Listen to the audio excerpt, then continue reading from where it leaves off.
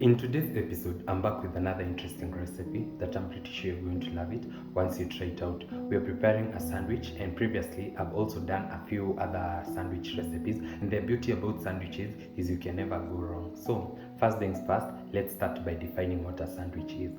A sandwich is basically when you take your two slices of bread and in between you stuff it with other ingredients. Other ingredients may include eggs, sausages, avocados, tomatoes, literally anything that you may want. The beauty about sandwiches is you can never go wrong. Whatever you feel like adding, that's the right thing. So in today's episode, my sandwich has a few ingredients. I'm using about 9-10 ingredients thereabout, but you can definitely leave out what you do not like from my list, or also include what you may want and I've not added it. You can check the list of all the ingredients that I'm going to be using in the description box, as well as more information.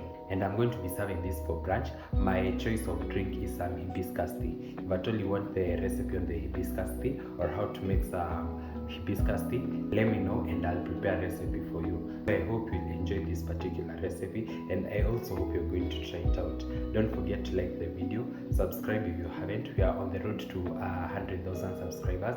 We are currently at 90,000. Join the family. I'll see you in the next one.